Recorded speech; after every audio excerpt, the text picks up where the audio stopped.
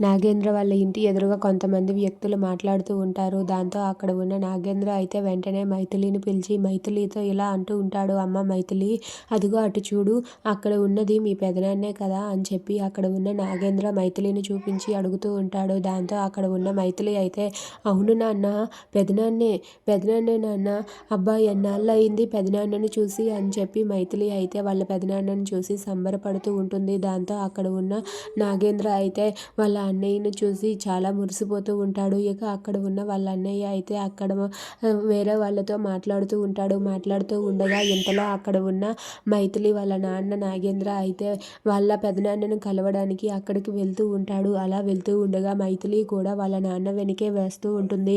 అలా మైథిలి కూడా వాళ్ళ నాన్న వెనకే వస్తూ వాళ్ళ పెదనాన్నని కలిసి వాళ్ళ పెదనాన్నతో మాట్లాడాలని అనుకుంటూ ఉంటారు.